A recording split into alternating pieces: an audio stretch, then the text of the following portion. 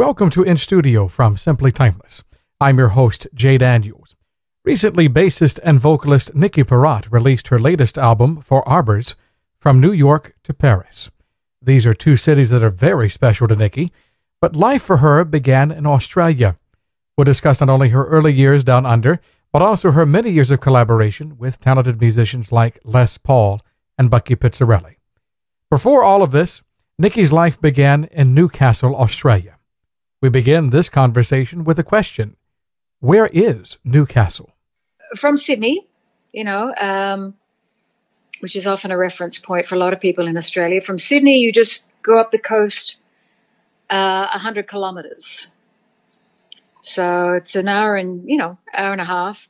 And I grew up in a suburb of Newcastle on a lake, a saltwater lake that connects to the Pacific Ocean. So you actually have lake community, and you also have very beautiful beaches. Yes.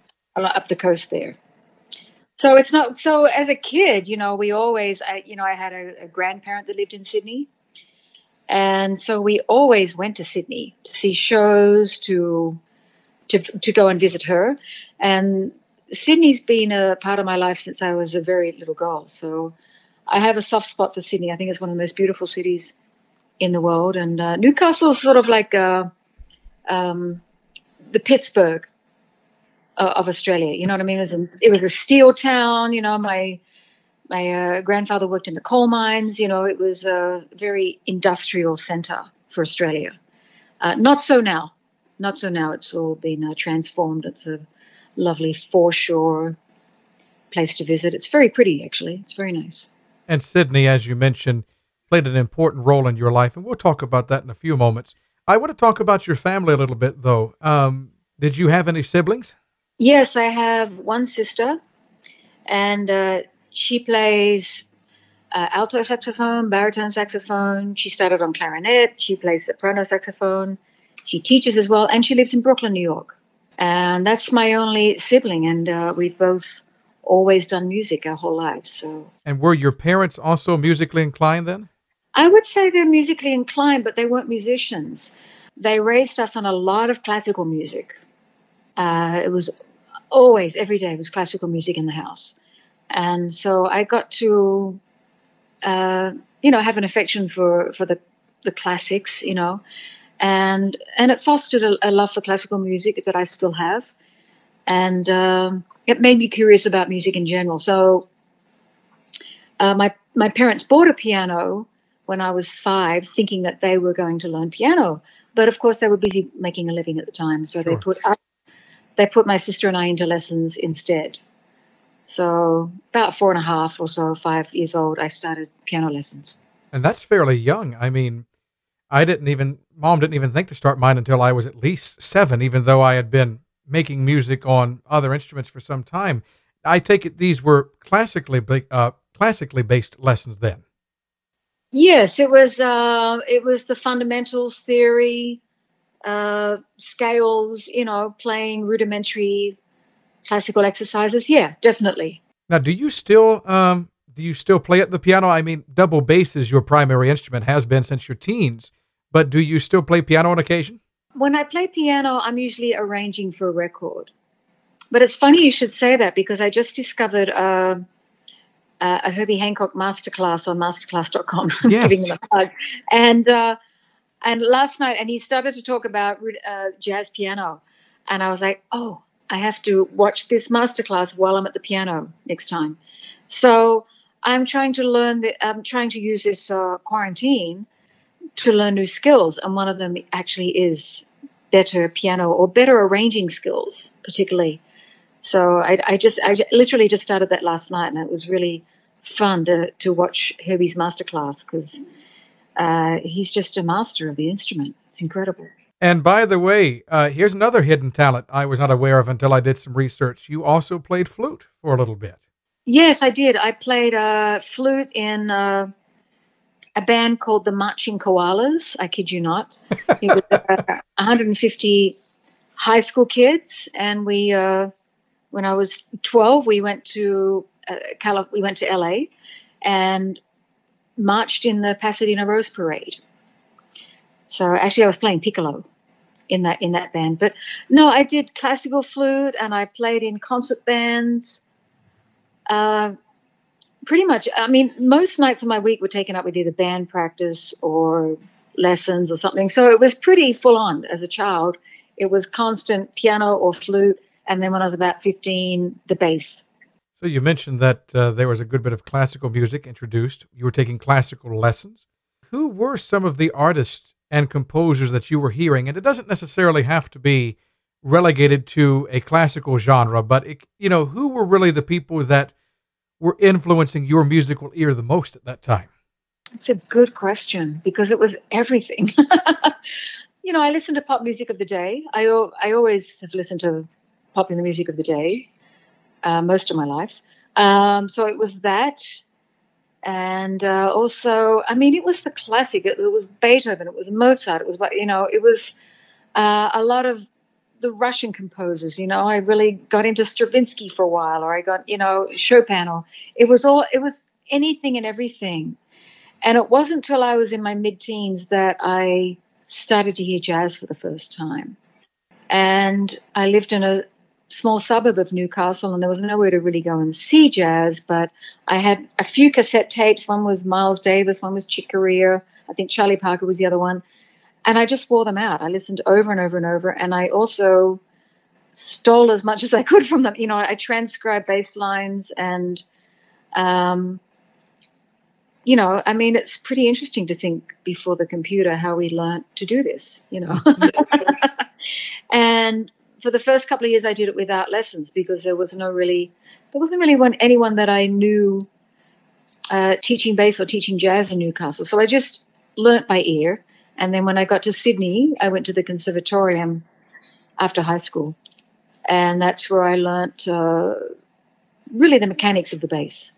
So what made you fall in love with that particular instrument? Because really, that and your vocal technique have become what you're known for these days.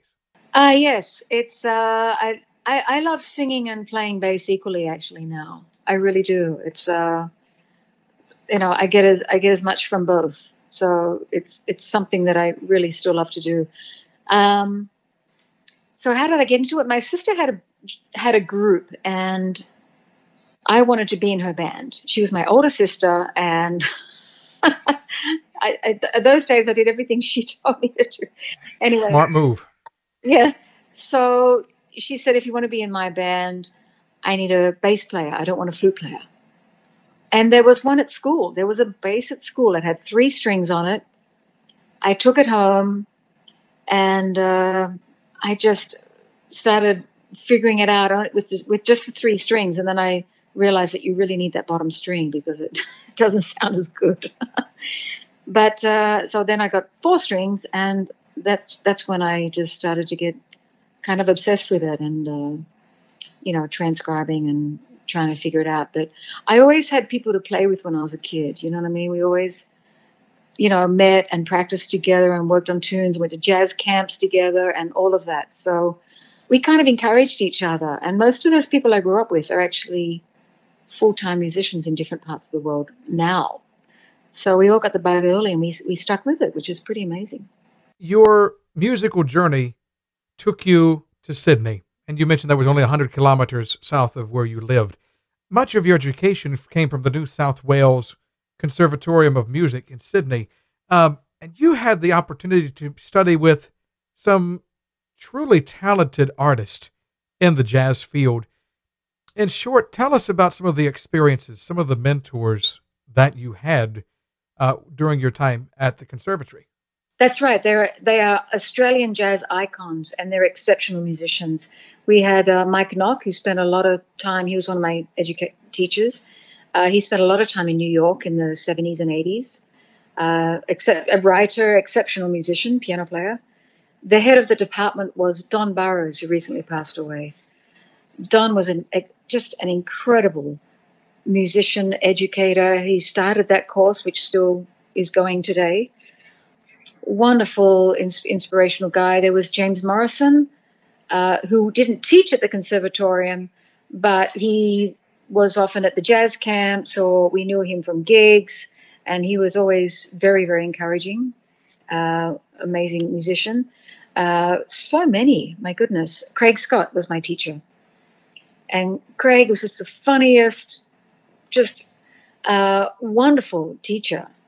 And, of course, the great thing is in those days it was pretty cheap to go out in Sydney and hear all these people play. Mm. Yeah. So Lloyd Swanton was one of my teachers, wonderful bass player. So it was a tight-knit community, but it was a community. And everyone supported each other at gigs. And you know, I have to say the late 80s and 90s in Sydney was a great time because there were a lot of clubs, a lot of places to play, a lot of places to sit in. And I started working pretty much as soon as I got to Sydney. So from the age of 18, I was gigging and supporting myself. So I never stopped doing that, you know. I just kept gigging and playing basically my whole life. So and as a bass player, you've always got a gig. I would like to think so. I mean, I've been very lucky. But yeah, I do love it, so that I just keep doing it. There were two gentlemen whose names may very well resonate with American audiences. Ray Brown, who of course worked with Oscar Peterson for many years, and John Clayton.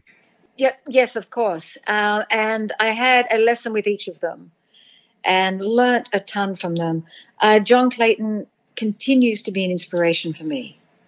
I see him a couple of times a year, and he's just always encouraging. He always does the right thing. He's an inspiring musician. There's nothing he can't play on the bass, whether it's bowing or pizzicato, leading a big band.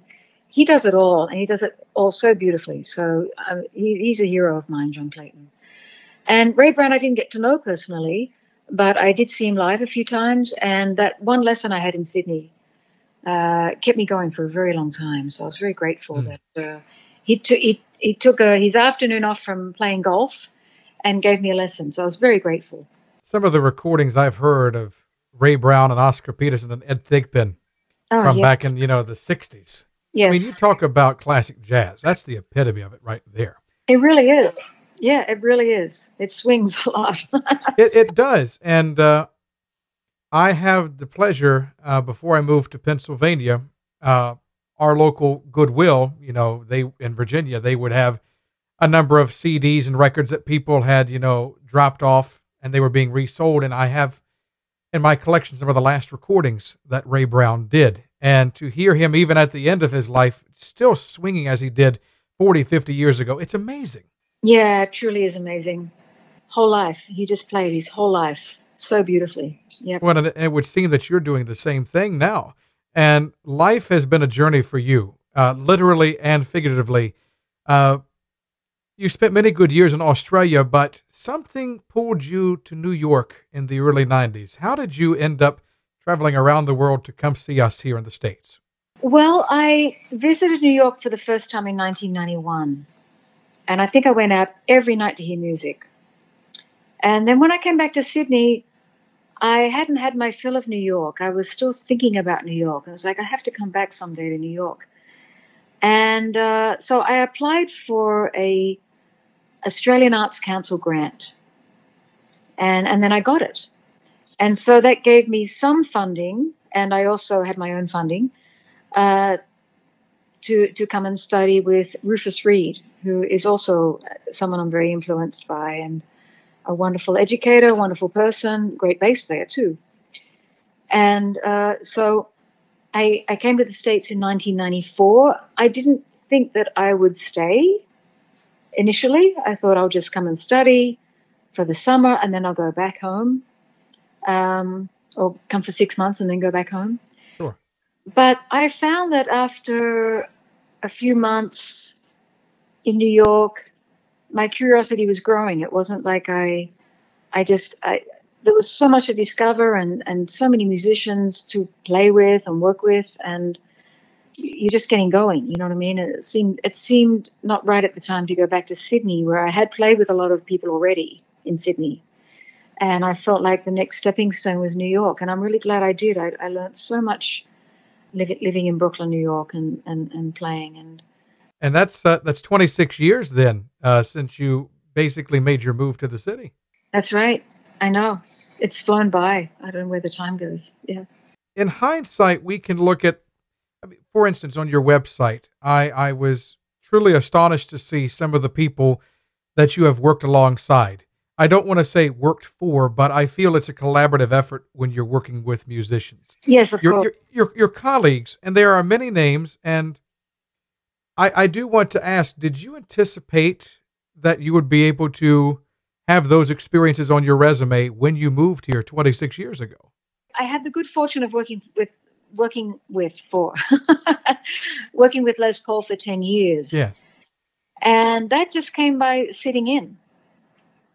Sitting in one day and getting along with Les and knowing most of the tunes that he was playing at the time. I ended up doing every Monday night for 10 years with Les Paul at the Iridium in New York. And I didn't go there to try to get a gig, of course. I just went there to sit in, So I think that's a very important process as a younger musician, to go and sit in, make yourself heard, and opportunities can come from that. So really glad I did that. It was a great 10 years with him. I learned a lot from him. And he is one that is admired by not only guitarists, but so many in the world of jazz and pop because of his innovations. And he was one just like Bucky Pizzarelli, whom you've also worked with. Both of them lived well into their 90s and played almost to the very end. That's right. They both lived to 94, and they both did play till the very end. You're absolutely right. It really kept them going. If Bucky wasn't playing, Bucky was painting. He was a wonderful painter. Les was always recording. They were just so curious and just wonderful people. I'm really glad I got to know both of them. Well, I think you found out, just like they did, you never stopped being a musician. It's not a job that you retire from. No. You have to keep yourself involved with music because it makes you feel better. So let me dig into that a little bit, because I loved how you said I wasn't going to see Les to, get a gig. I was just going to sit in. Do you think there was any particular reason why you were afforded these opportunities? There is a lot of right place, right time. Of course, there's a lot of that. I've never analyzed it. Yeah. You know what I mean? I'm not sure if I ever would want to. I don't know. I just there are certain gigs that you are good for, and other gigs you're not good for. You know what I mean? And I happen to think that it just clicked with Les. I got along with him personally. I understood his humor. He had a great Midwest, Waukesha, Wisconsin humor, and I clicked with that. My Aussie humor seemed to match with that quite okay. And I enjoyed being around him. And like I said, I knew a lot of the tunes that actually was good, because when I sat in with him and I played the rest of the set, I did know most of the songs he was playing. So I might have got stumped with a couple of songs, but not really many. Yeah. And he saw that I was willing to learn the tunes and play along with the whole stage banter and the whole thing. And, it was great. It was a great experience. What would you say has been one of your most fulfilling experiences in New York? I don't know. I've been fortunate to play Carnegie Hall a few times, and one of those was with Michel Legrand and the New York Pops. And so I was actually 2 times at Carnegie Hall that was like, pinch me in my ear, And one was with Michel Legrand with the New York Pops. And the other time was with Les Paul's 90th celebration. Every guitar player was there. It was really fun. There's just been so many, wonderful times, and I hope for many more wonderful times, because, it's just playing music live. I think that's what I miss in this time that we're in the most. There's something about live interaction with an audience on stage that is what I love most about music. New York has certainly played a special role in your life. There's no denying that. And you pay homage to that great city on your latest album for Arbors that you did, as well as another city, Paris, France. The album called, of course, From New York to Paris, and includes one of my favorite songs that we were talking about, Under Paris Skies. We've heard the story about New York, but does Paris also play a special role in your life? My first Europe, that first Europe-US trip that I did in 91, I had a gig for a week at the Caveau de la Hachette, which is a cave, a jazz cave in Paris. And I just fell in love with the city. I think it's one of the more New York kind of cities in Europe, especially now. It has its own flavor. I mean, Paris is just a wonderful place to be. And then I got to tour a lot with the great David Krakauer, who is a phenomenal clarinetist, mostly in the klezmer style. And he had many gigs in France. He was a big star in France. So our point of departure was always Paris. So I often had a lot of days off on tour in Paris. And I got to know the city quite well, got to know musicians in France, in Paris. My husband and I had our honeymoon in Paris. So it's just a place that I like to go back to. And you certainly bring some of that Parisian flair, as they may call it, onto this album. Gil Goldstein provides some of the accordion accompaniment, which, I got to be honest, I don't hear accordion on too many recordings, and he certainly does it justice on this album. Well, he's probably one of the best of accordion players in the world. He's been on so many albums of everybody, modern, all kinds of French, everybody. And just to have him there was beautiful. He creates beautiful colors and landscapes with his playing. He never overplays. It's really magnificent. Well, it fits. It fits perfectly. It's as though I always think of these things as conversation, and it's as though that his part of the conversation seamlessly fits with the rest of the ensemble. Are these your arrangements then? Because you mentioned earlier arranging at the piano. I mean, are these your arrangements that we're hearing on the album? Yes, every album that I've done on Arbors and Venus under my own name are my arrangements. Yeah, always. Yeah. Well, I don't want to just highlight Gil, but there are also some other talented gents. Our friend Harry Allen does the horns, which I don't think it gets much better. I don't think it gets much better than Harry. Oh, I agree with you. I agree 100%. Fantastic musician. And another one, John DiMartino, whom I just met a few weeks ago. He put out a new album, Passion Flower. He provides the accompaniment, as well as Alvin Atkinson on drums. And so it really is a conversation piece. And it's not just songs that are about New York or about Paris, especially thinking about the Parisian Fair on the album. These are songs not only about Paris, but from there, like I Will Wait for You is one that comes to mind. And then there is also, there's La Mer, which would become Beyond the Sea in later years. You've also done a work, I think, by Edith Piaf on the album, if I remember correctly. Yes, true. So thinking about those songs like the Edith Piaf works or La Mer, how did these songs speak to you as a vocalist and also as a bassist? Well, I decided, even though I've sung many times on gigs, actually, what's it called again? The famous La Vie en Rose. I decided not to do that because it's been done a lot. So I picked I can't remember the title again. You picked Hymne l'amour, If You Love Me, Really Love Me in English. Yeah, that's right.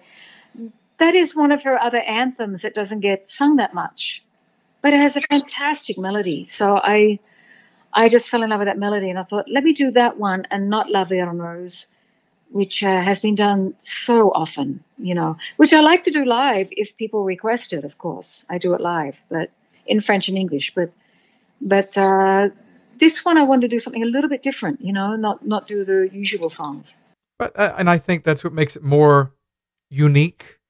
I have had several instances where I receive albums from similar artists, and it's almost the same songs and the same delivery, and I'm like, my thinking is always with these standards, and there are a number of standards on this album, and some from as late as the 60s. I'm thinking of On Broadway being one of them, a great tune from the Drifters and then from George Benson. But I always think, if I'm going to receive a new recording from someone, and if I'm programming it for radio, how does this recording stand out from others?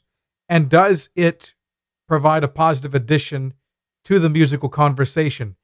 I do think these recordings that you have provided, they do offer something in the conversation of jazz in 2020, I think. Oh, that's a very nice compliment. I appreciate that because, I certainly don't, go into something that's like, well, how can I make money? You know what I mean? It's certainly, it's too difficult. What I like to do is what songs do I love? And is there a common theme around the songs that I love? And that's how I approached this. It ended up being, well, yeah, I like these songs. And I like these Parrott songs. And it just came out the way. My husband is a wonderful artist that did all the CD cover and inside artwork as well, the whole design. So, and he comes up with beautiful work. So I'm proud of it. Yes, thank you for enjoying it, really. This is certainly not your last work for this year. And in fact, you were telling me that you're hoping to do a couple of more projects for both Venus and Arbors. Yes, and let's, God willing, we'll do it before the end of the year. Absolutely. We don't know what it's going to look like past the coronavirus, but I'm here and I'm working on music, and I want to share it. I want to share these two new albums, as soon as they're ready. Hopefully sooner than later. You say they're kind of a departure from the norm? Well, departure from the American songbook. All I can say is there's a lot of beautiful songs that were written in the 70s, and so I'm sort of going into that. I don't want to make them. I just want to do nice interpretations of really good melodies like that from more of the 70s kind of repertoire. And that is something I look at the music I play on my show, and it's not intentional. But it seems as though I play recordings up through, say, the mid-'60s, and then there's a gap until, say, maybe the early '90s in a lot of the songs. So you've got us on the edge of our seat, just waiting to hear what this album's all about. Oh, that's very nice. You not only share music through your recordings, through your live performances, but you're also an educator, an advocate especially for women in music. How do you think your work does impact other women in this industry? I think where I have had a good influence on women and encouraging to play music is really, I've done a lot of workshops / live performances, you know what I mean, where you'll turn up and you'll do a university workshop in the afternoon, you do a concert in the evening. So a lot of these jazz parties that I play at, you'll teach in the afternoon. And the last jazz party that I did this year, actually, I played at an all-girls high school in the afternoon. And then a lot of them came to the evening performance, which was great. So, of course, while that's not available right now, I do private teaching right now. I don't know. I think young girls have to see it, to see role models. You know what I mean? They have to see women doing all kinds of stuff to get ideas. So that's how I do it. I teach jazz camps. I teach one in Hilton Head every year, also at Litchfield Jazz Camp. And so the nicest thing is when you've done a workshop, or you've done a class or something, is that you can get up close and personal with these young girls, and they can ask you anything, and that's where the fun is for me, is being able to be just a good influence and just listen to them and what they want to learn and why they want to learn it. And, I've had really good positive results with a lot of vocalists down in the Hilton Head area, and they keep coming back every year because they love the choir, they love performing, they've got the bug, you know what I mean? They just love doing it. So that's been really satisfying to see that reaction. Your life has become centered around music, and it's been that way for as long as you can remember, as you've told us today. So, one last question. Why music? Because it's been the thread throughout my life from a very young age. Now, I also enjoy doing other things creatively. I like to paint, and I love cooking. I do a lot of cooking. If I'm not playing music, I'm still trying to be creative all the time. But music's number one. It always has been, and I think it always will be, because it's what's given me so much joy in life. So I can't explain it. It's something that you just have to do it, and it's like when you get involved in anything creatively, the time stands still. You know what I mean? You get lost, and I get lost in music, and that's why I keep doing it. Nicki Parrott, our guest during In Studio from Simply Timeless. The album is called From New York to Paris, and it's available from Arbors Records. Visit the website NickiParrott.com for more information. Special thanks to Nicki for taking the time to sit down with us and sharing her story. And a special thanks to you also for visiting. Until we meet again, I'm Jay Daniels. You've been listening to In Studio from Simply Timeless.